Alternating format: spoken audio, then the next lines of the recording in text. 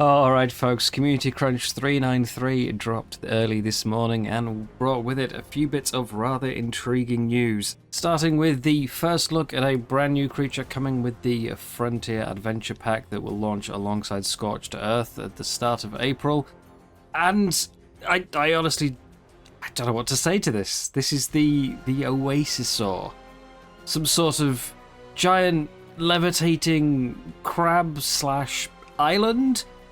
It's absolutely huge for a start. I mean, obviously, as any sort of mobile base needs to be on the larger side, but this looks like it could potentially be one of the largest creatures in the game. Maybe only being beaten by the length of something like the Mosasaur or Leedsichthys, but it is absolutely gigantic. And honestly, I just don't know what to make of it.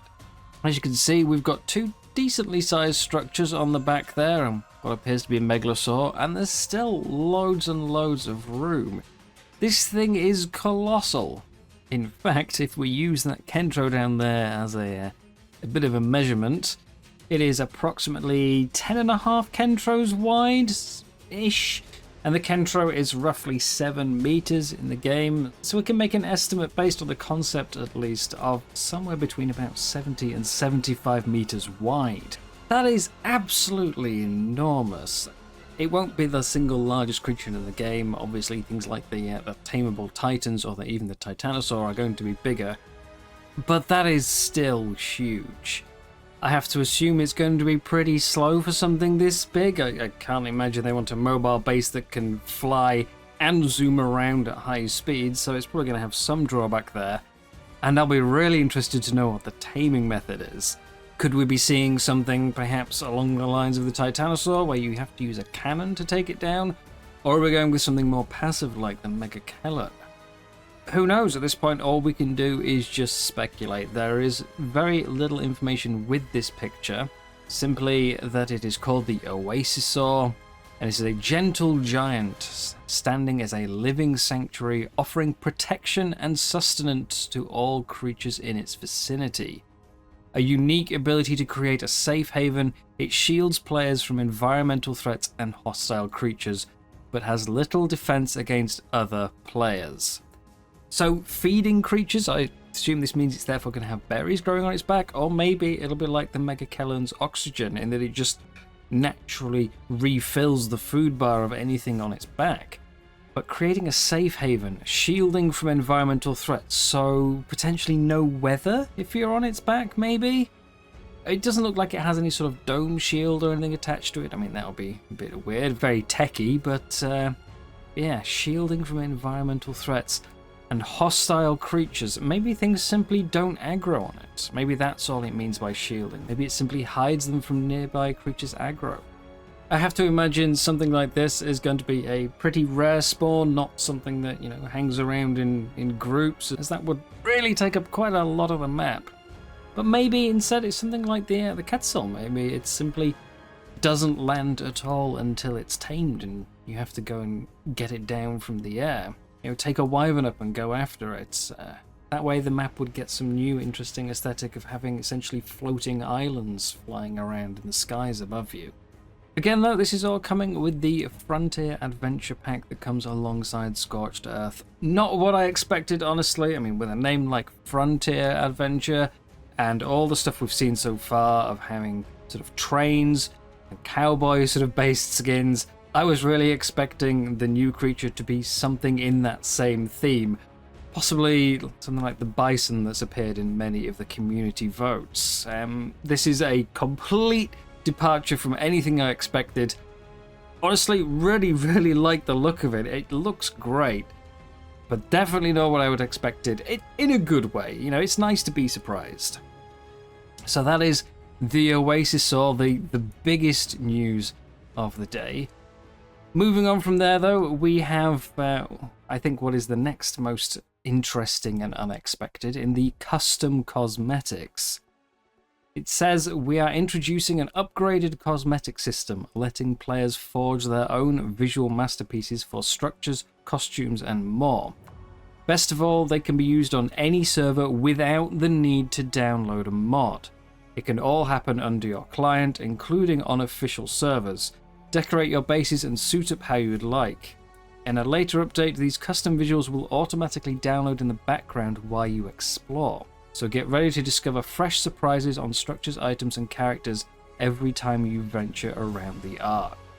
So players can add their own cosmetics. You can skin your character how you want, skin your buildings how you want, and as someone else comes towards your base, it will automatically download them for the other player to see. That is, again, hugely unexpected. Currently we have skins as part of mods, of course, but it's all dependent on what the server is running, and so everyone's got access to the same skins. This says it is available on official servers, which, as we know, do not typically use mods, and more specifically, it says without needing a mod.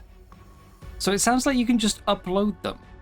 And I'm a bit curious. I love the concept, but any game in the past that has tried to do an option for players just uploading whatever they want has never gone well. It says here that you can do costumes, and well, this seems like we're just heading straight into extremely lewd territory where you're going to travel around the Ark and suddenly, oh dear, there it is. But there are honestly so many good applications for this. Maybe you've got a favourite skin from a favourite universe that you would really love to apply to Ark. You know, do you want to look like a vampire or a knight or a ninja, master chief, a stormtrooper? Who knows? It all depends on what they allow. I'm wondering if maybe someone's going to be able to disguise themselves as a tree. A bit of extra PvP benefit there. It really just comes down to what they limit it on, and are they going to vet these things? When you upload it, will you have to wait for it to be approved, or is it simply just running something straight off your system that players download when they get close? We'll have to wait and see, but it is big news and exciting and completely, again, unexpected. Next up, we have the knowledge that premium mods are coming for the first time on January 31st. It says high-quality mods moderated by CurseForge and Wildcard. So they have to actually allow the mod to go premium by the looks of it.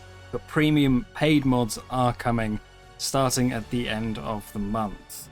So far, the only one I know of that will for certain be coming premium at some point. I don't know when, but at some point, it is confirmed that Svartalfheim will be turning into a premium mod, although with the current version being stated to stay as a sort of a demo, a tester, so you can decide if you like the map before you want to pay for the full version. It's going to be interesting to see what other mods decide to go down the premium route, because obviously modding can involve quite a lot of work, especially if there are custom models and animations in there. But the community hasn't really reacted particularly well to the concept of paid mods so far, so who knows how many creators will take that risk. And speaking of mods, lastly we have the Simple Game Framework. This is the ARK development kit, the dev kit update that is coming again at the end of the month. It says we'll be releasing an update to the development kit that provides more ways to bend ARK to your imagination. And then we have an example they are calling Super ARK Bros, a new upcoming, by the sounds of it, official 2-player side-scrolling mod. Now obviously this is quite a departure from the regular ARK gameplay. It says it uses absolutely zero gameplay code from ASA. Unsurprising when you look at it, but is instead just stripped back right down to the Unreal base classes. So essentially any game that can be made in Unreal 5 can now be made as a mod for ARK. It still uses all the ARK assets, of course. You've still got all the models there, you know, the dinos, the structures, the players, the environment. All those are still involved. It is still an ARK-based mod, but none of the gameplay. So if you want a puzzle game or something like maybe a strategy, you know, maybe it's a top-down strategy game where you tame dinos and send them to another person's base. You can do all of that if you've got the know-how and the patience. You can sit down and turn it into a mod that would be accessible through the in-game menu the same way that something like Survival of the Fittest is done. You join a server and you are playing a completely different game. It is, again, going to be extremely interesting to see where people take this. In ARK Survival Evolved, there was I believe, a mod map that sort of tried to turn the game into something like Evolve. You have a Reaper versus a bunch of hunters trying to fight and evolve the Reaper from its larval state into a full-blown Reaper King as the game progresses. That was already quite a departure from the main ARK gameplay, but at least it was still a first or third person sort of shooter. But this could be something completely different, entirely different genres. It's going to be interesting, but I imagine we won't see the first of these kind of mods for quite a while, as they're not going to be a particularly small undertaking for anyone out there. And there we have it. That's all the major news that was dropped last night. There's been a bunch of new things lately, all very exciting, and hopefully we get to see a little more soon. Especially with the center supposedly coming at the end of next month. Maybe a bit of a teaser trailer soon, or something more about the Gigantoraptor. Who knows? For now, though, thank you very much for watching. Let me know what you think of all this down in the comments. I'll see you next time. Bye-bye.